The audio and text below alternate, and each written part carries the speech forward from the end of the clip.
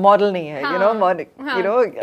ticking, yeah. When we got our first term sheet, there were different terms for me and there were different terms no, for please my don't co-founder. tell me this. For lack of a better word, cheated with such horrible terms because there was no option but to say yes at that time when you need that money to pay salaries or to grow, right? When I got my board result, I missed it by 1 mark.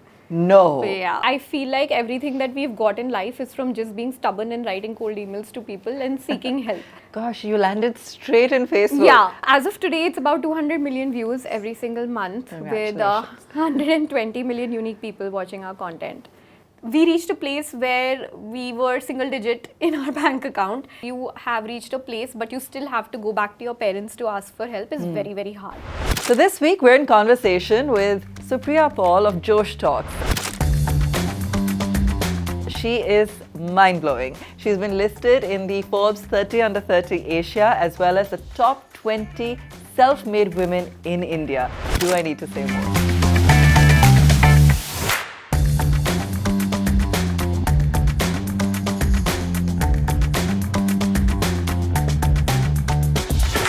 Supriya, it's great to have you with us. I've heard so much about you over time, but somehow never had the opportunity to sit down with you and hear your story.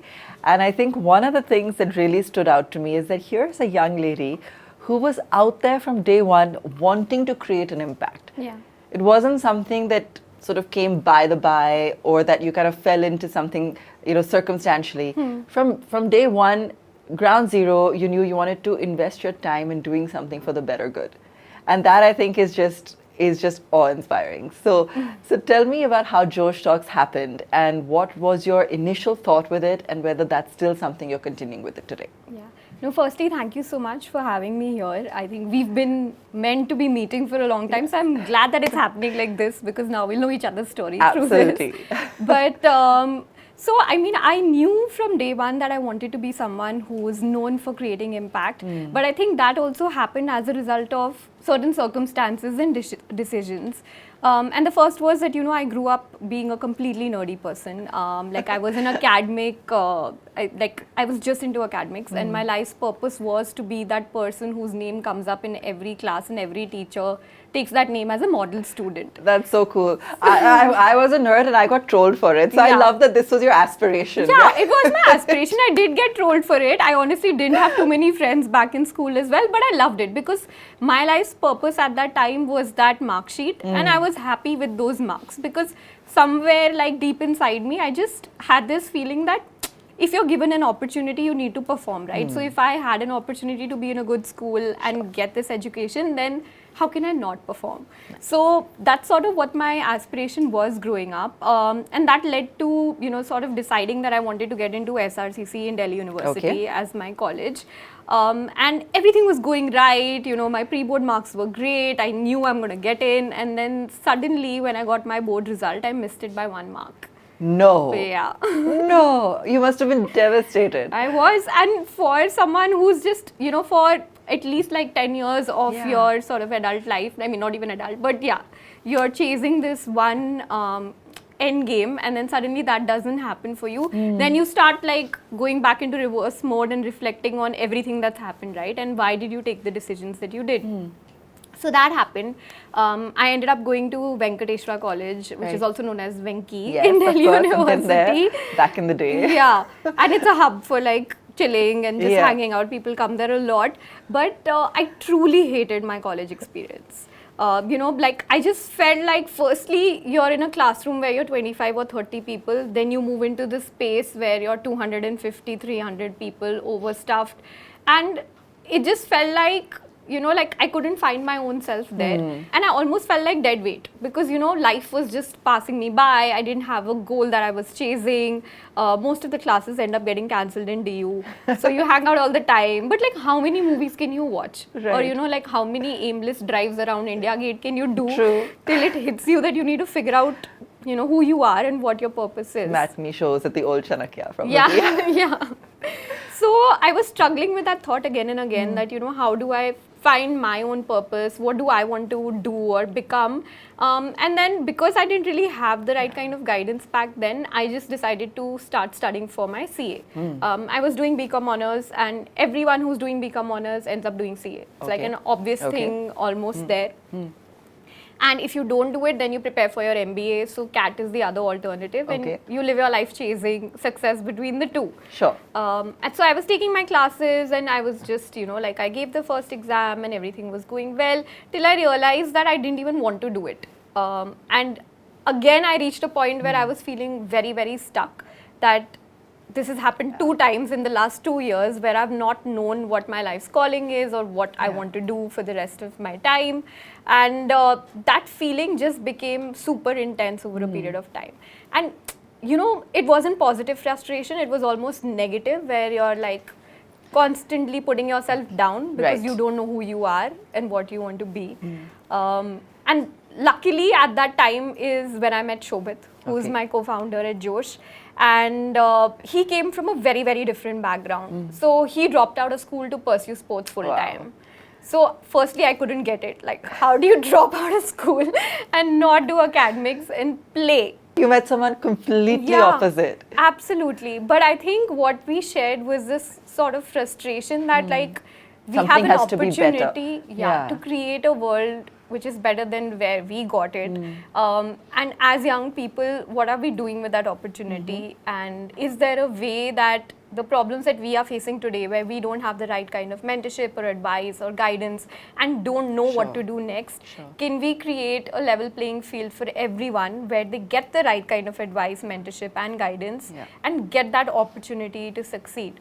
And we came from relatively good backgrounds, you know, having had the privilege of going to a good school and education. Shobhit was from Himachal Pradesh, so but still he came from a family where his father was a doctor. So he led him to certain situations which got him more exposed about, you know, career and life, etc. But I was studying, when I was studying in college, there was a girl in my class, and I kid you not, she was probably one of the most intelligent people I've met in my life, and she was from the Northeast, but she had to drop out midway because she got a job as an air hostess, and there was too much family pressure that you need to start earning now, and she actually wanted to be an economist in life. And these things used to trigger me a lot, that, you know, because of economic disparity or the background that you come from, or just not having that faith or courage, you don't end up taking the career decisions that you should. And there was no better word than Josh. We just wanted to instill energy in people. I love the name. I think it speaks volumes. And that's how sort of the platform evolved, where we said we'll create a stage where people will come and simply share their stories.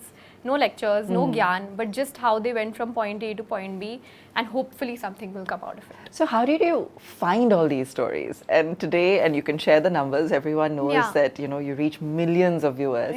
You also have to constantly be generating content, and you've now been around a few years. So where do you find all these stories? So the process has evolved over time. I think the first few years it was a lot of on-ground work, where we had tied up with, say, you know, not-for-profits across the country. We had stringers working on ground who would give us these stories, because usually what's celebrated in media or at a national level is the highest form of success, right? If you've topped the CBSE board exams or the ISC or NEET, JEE, etc., you're celebrated as a young person. But for us, success was everyday success. Like if a shopkeeper in a village is earning 50,000 rupees and being able to send his daughter to private school, that's the most relatable form of success. And the only way to do it was to find these stories offline. So we first started with getting a few speakers who we had access to online, and then completely moved to sourcing stories on ground. And you clearly went straight to the grassroots. So it wasn't that you started with the metro, then moved into tier 2, tier 3. You kind of started with the aim of bringing out the stories pan-India. Is that right? No. So actually we started with physical events that used to happen, because this was pre-Geo. This was when we were in college in 2014-15.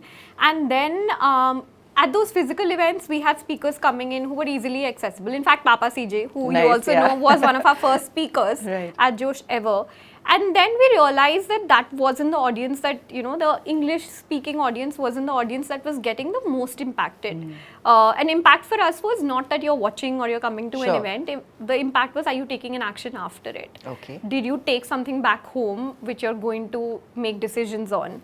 And we realized that the people who were deeply moved were from smaller towns and cities who were the non-English speaking audience. And this feedback you got because they would write to you, or they would, Yes, so you were getting absolutely. that Yeah. live feedback. We got to know about stories where people met each other at an event and started an organization together. A teacher hired someone for her Brilliant. private school, meeting a girl at one of our events. Okay. So we knew where these connections were happening or this community was getting built. And that's how we decided that there is TED for English, but there wasn't a platform that was there for the Hindi speaking or the Telugu speaking or Sure. the Malayalam speaking audience. So in order to expand and, you know, move to many different languages and reach more people, there must Yeah. have been some investment required. And I know the first few years, as with many startups, are Yeah. loss making. Yeah. So how did you ride through that time? So I think we rode through it through cold emails. Okay. And I think that's the biggest lesson which I still carry with me. Like a lot of people and founders, you know, over a period of time think that it's not Connections. right to just randomly email someone or it's a little beneath you. But I feel like everything that we've got in life is from just being stubborn and writing cold emails to people and seeking help. Okay. So in fact, when we started out with these events are loss making. People don't pay for tickets for Sure. inspiration or, you know, Yeah. any kind of infotainment. And the only way we could cover those costs were if we got sponsors. So luckily, one of the cold emails landed up in this person's inbox who was working at Facebook. Okay. And they had just opened an India office. Gosh, you landed straight in Facebook. Yeah. So I was like, we hit a... Today that place is like a maze. It's Yeah. impossible to like get a reaction out of Yeah. them. So it was a relatively small team. I think there Yeah. were only, at that time, maybe 8 or 12 people who were actually working here in the Delhi office. And we had our first meeting with them and they were just so open to experimenting. Fantastic. And they said that we'll back you with the first event and then let's see how it goes. We did that. And I think within 12 months, like we toured the entire country with them. They sponsored every single thing that we did. And that allowed us to create so much more content that Okay. went up online. Okay. on our And then your channels. views just organically kind of Yeah. went up. So what are the views currently across platforms? So as of today, it's about 200 million views every single month with Congratulations. 120 million unique people watching our content and 9 languages. That must That be a we're in. very, very proud feeling. Yeah, it is. In fact, that's our diamond button. We took it out yesterday for the Oh, first wow, time. congratulations. Which you get for 10 million subscribers on one of our Fantastic. channels. That's fantastic. Yeah. So, you know, many media platforms today are still struggling how to figure out or monetize the digital world. Yeah. And you've gone ahead and done it. So is there a formula for success? You know, is there a monetization strategy that you follow that's worked for you perhaps and may or may not work for other platforms? You know, how did you crack it or how did it evolve over time? Yeah. So I think what my learnings have been for the last couple of Yeah. years in this space is one is that ad sales are very, very difficult to do. And as an organization, you're pretty much competing with Google and Facebook for, you know, against Yes. for that same space, right? Yeah. So you're not going to win that battle easily. So either you have to have a very, very compelling story to tell or you have to have a unique differentiated audience. For us, it worked in our favor because we were reaching people in the hinterlands and Okay. in languages that others were not creating content in. Like even today, if you look at regional content, you only have masala, movies, entertainment, Right. news. There's nobody who's creating got it. knowledgeable content Sure. in these languages. So that's one. The second is that for longevity, it's very important that the user pays for something. Sure. So if you are focusing on building a media organization, your focus should be on building a community that eventually can pay for something. Okay. And for us, that's been sort of an evolving journey as well. Okay. We identified that a large section of people who watched our content online weren't English speakers but had the aspiration to learn English as a language. Okay. And then we launched our own English speaking app and that's how we started monetizing the community. Great, that's a fantastic evolution and it happened organically, Yeah. clearly. Yeah. And this way you're kind of continuing to also serve your mission of helping people through education, skilling, and even more than inspiration, as well as, of course, solving the monetization part of it. So that's something you've been doing for the last couple of years now? Yeah, so about 4 years. 4 years. 4 years now. And is that something that's also led to further validation of the growth journey? Because I know you recently raised funding. So congratulations on that as well. It's just been about a couple of years and you raised over 3 million from some fantastic investors. So at just about 30 years, you managed to successfully build your dream. And bring in a fantastic endorsement. How does that feel, where you're currently sitting in life? So, I mean, I don't know how to answer that question objectively. In a good way. Yeah, I think it feels good. But I also feel like, like it depends on who you compare yourself against. Sure. Genuinely. But it does feel good. Like when I look back and I look at the opportunity that I thought I had in life, which was to do CA, and probably at this stage I would be like a senior manager in a KPMG or Deloitte or something like that. And then I see what I've learned.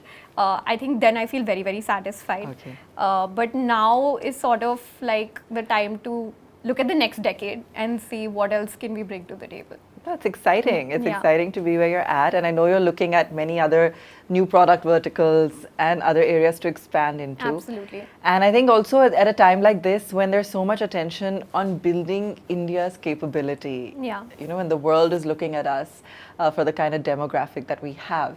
But the kind of running of a business when you started, I mean, and like you said, you have, the education, so you kind of, had some amount of that knowledge. But when it came down to sort of rolling up your sleeves and getting down and dirty into it, like, were there things that surprised you? Was it difficult at first, or did you just roll with it? No, I think it's very difficult. I think no one has it easy if they're starting or building a business from scratch. And especially if you're looking at building something which is a new category or something that you can't compare yourself against or benchmark yourself against, then it's very, very hard to explain what you do. I still feel like even after all these years, if my mom has to tell her friend what I do, she finds it a little difficult. So she'll start and she'll be like, "Hey, Ted jaisa hai." Then she'll look at me, "Supriya, why don't you share?" Because, it's new. So you don't know who to compare with. And I think monetization is very, very hard, especially in media, anything to do. I mean, you know this. So it's every day is a new battle that you're fighting because you have to make your users happy editorially. At the same time, you have to make your advertisers happy. But I think some of the things that I learned was that I always used to feel that it's a zero-sum game, so someone has to win and someone has to lose.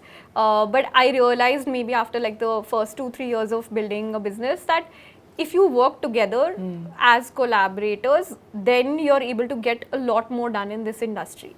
So, partner with people who have complementary skill sets, 2-3 organizations come together to put something up that has a bigger buy-in or intake. The second thing is good storytelling. I think at the end of the day, whether it's advertisers or whether it's investors, if you are not able to present or communicate your thoughts, you don't end up doing well. So a lot of people scramble with that, and I think here is where a lot of women also struggle because we anyway find it a little hard to talk about ourselves. And I mean we call it showing off, but like just talk about ourselves humbly. No, absolutely. So I think that's the other thing that I learned, that at the end of the day, everything is about an email or that 5 minutes that you'll get, and what are you saying in that to communicate effectively will change the trajectory of your business. No, I absolutely agree with you. And I'm just thinking back to, when you were talking about yourself, I think your journey also spans the last decade, which is when we've seen the rise of startup entrepreneurship in India. Otherwise, before that, it was not so well known. It's not like we don't have entrepreneurs in the country, but entrepreneurs in the sort of tech space or building these new age businesses, disruptive businesses, that was still very new. And so you've kind of seen that journey. At the time, with your parents, for example, there must have been questions. They're clearly very supportive, but they must have been like, "What are you doing?" And I know that later on, at one stage, I was reading in one of your interviews or listening in one of your interviews, you also mentioned that you guys had to mortgage your parents' home in order to sort of keep things going.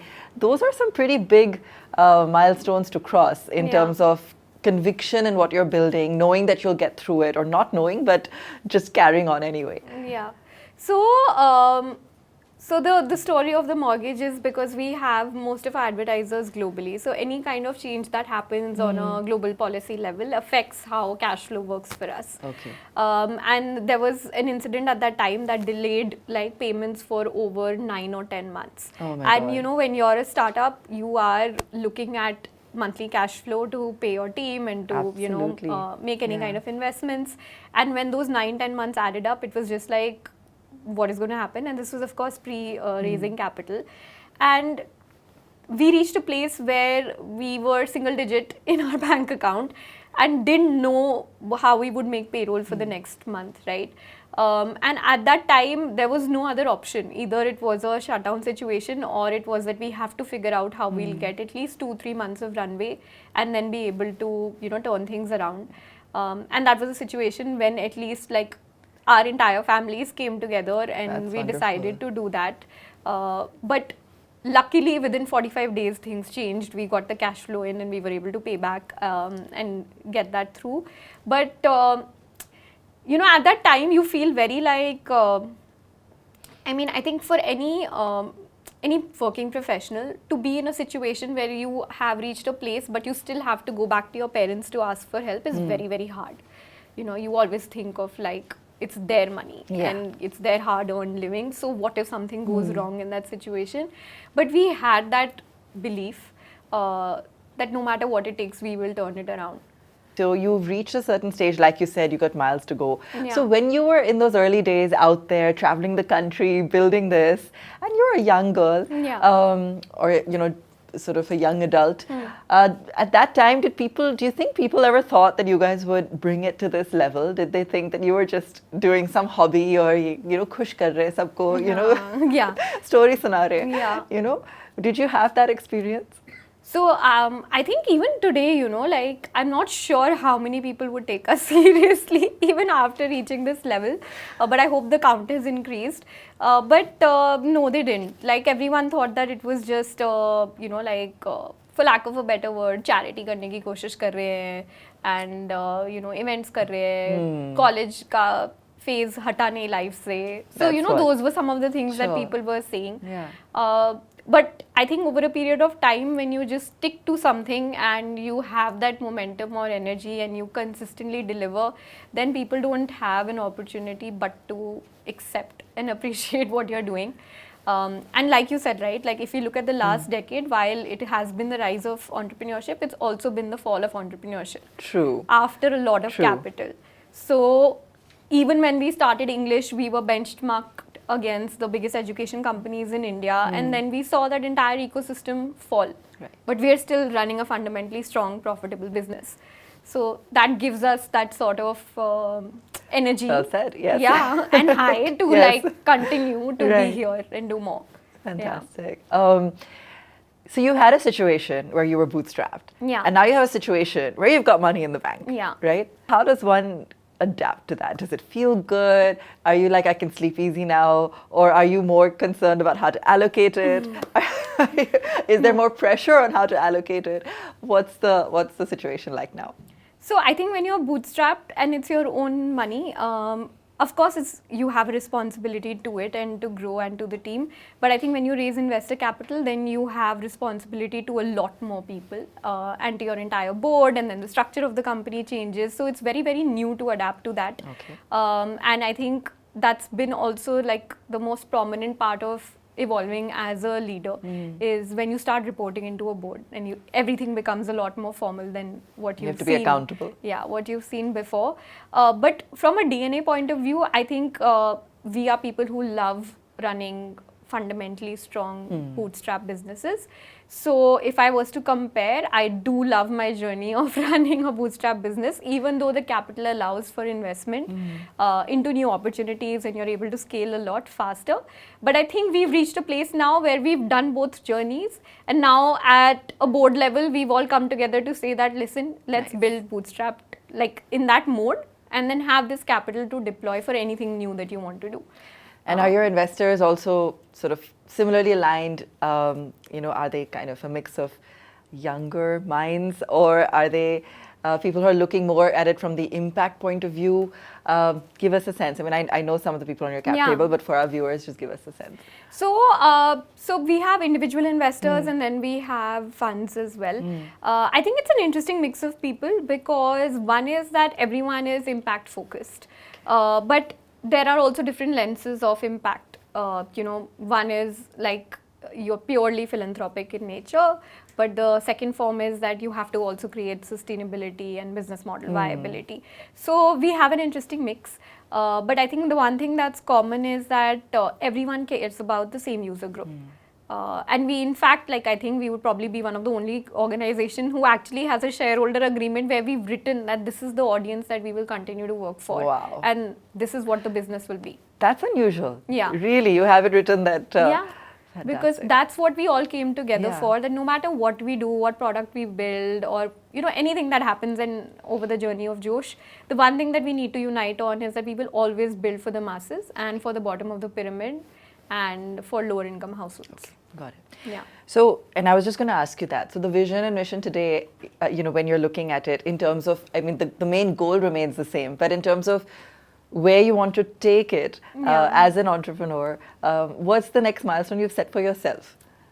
So personally, there are various milestones, but I think as we sort of evolve in our journey, I think we do see ourselves eventually even as physical schools or as some form of alternate learning or universities. Okay. But again, for the same audience that we're speaking about. And I mean, of course, we started online and that's been the core focus of our entire viewership and community. But the eventual goal also is that whatever we've been able to curate online and the learnings that have helped people, is there something that we can do offline as well?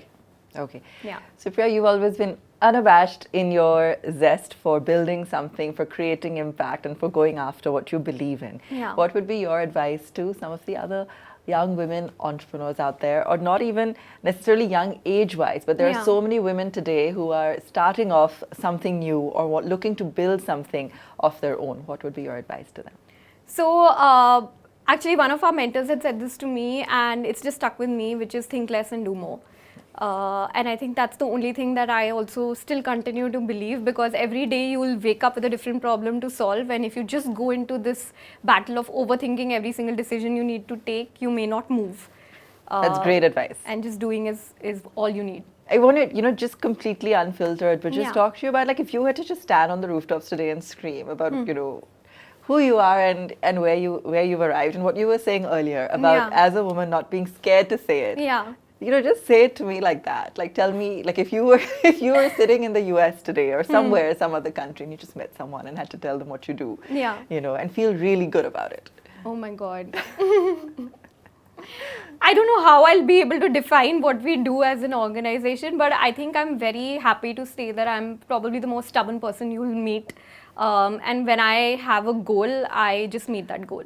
And nothing comes between me and my goal. And it's taken me a lot to be able to say this upfront, because people get very offended when I'm persistent and I don't take no for an answer. But I've reached that phase where I've just accepted that this is my personality and this is who I am. No, and clearly you have to have that kind of grit and determination to get something somewhere, right? Yeah. And I think I've said this in one of my other interviews as well, but looks can be deceiving. Someone will think that someone is just a sweet person, and Yeah. No, and I remember, I don't know who it was, but it's very interesting. I think because I'm a petite person, I'm also short, so you don't really expect that there'll be so much more till you sit in a conversation for a long time with me. So half the times people are just looking at that and just discounting, and then when I start bringing something to the table is when the appreciation comes. But the good thing is you don't look affected by it. No, I couldn't care less. I know, Supriya, because just having been in the media space, and I know that very often people talk without knowing much of anything. Yeah. But the way you gave an example of some of the other players in the education space and where edtech space and where they are now, I remember conversations where people said, when I started hearing about Josh Talks, first there was excitement that you're going to, of course, raise funds, and then there was equally, that dissension that, but model nahi hai, you know, ticking hi nahi is ticking, what yeah. So you're aware of this, Yeah, you know, and I was absolutely. just thinking that as a founder, it must be, I mean, it's good not to care what people think, Yeah. but otherwise it can be so demotivating, right? To sort of hear that. And why does one have to go out there and explain constantly to other people, as long as your board knows and you know, and it's Yeah. constantly growing? But, you know, did you have any kind of reaction when you heard some of these things? Yeah, I was.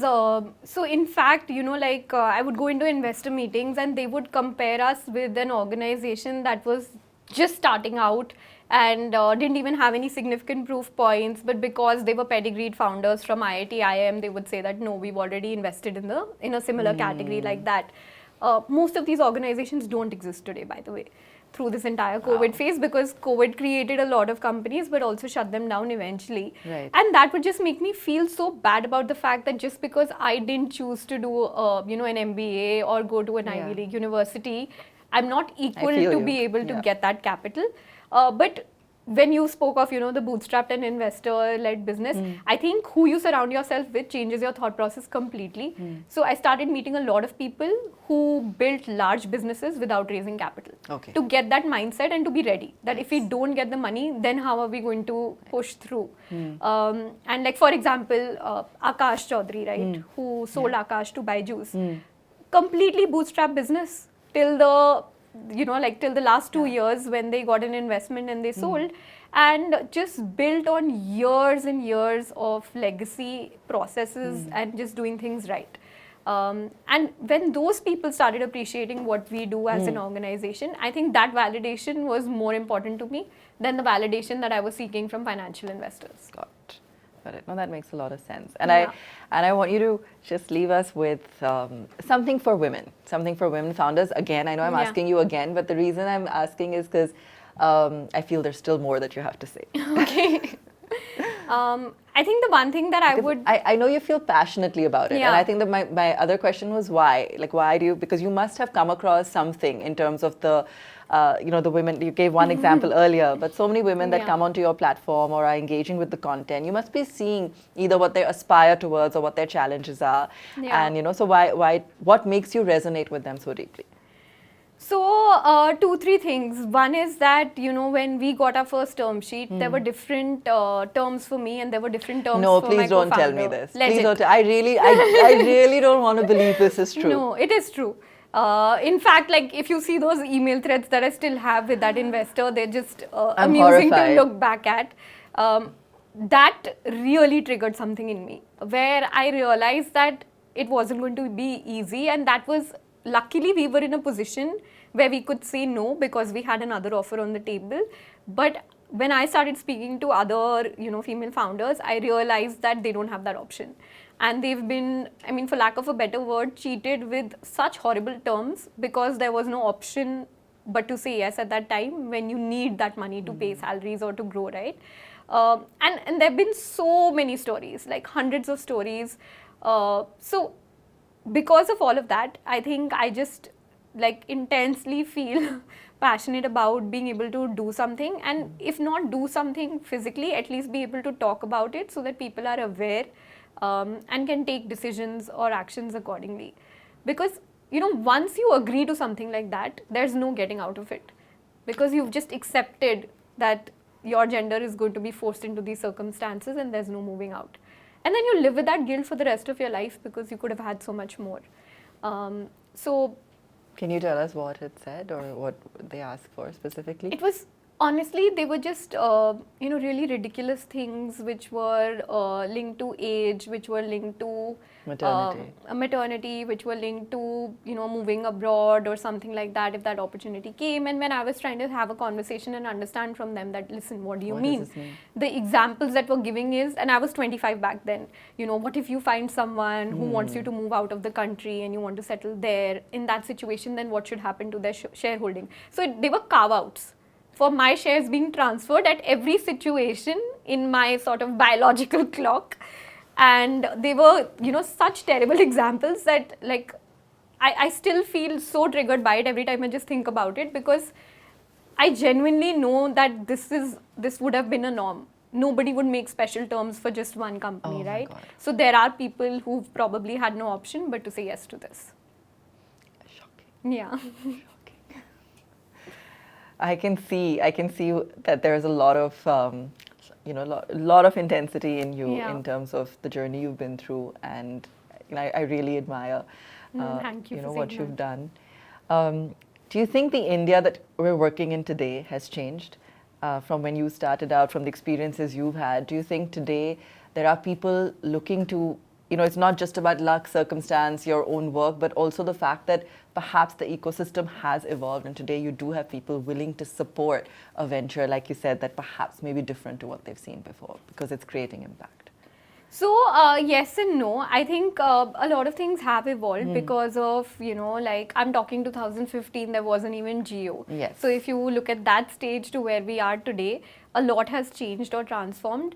But again, I feel like a majority of movement or any kind of shift has happened for the top 5%.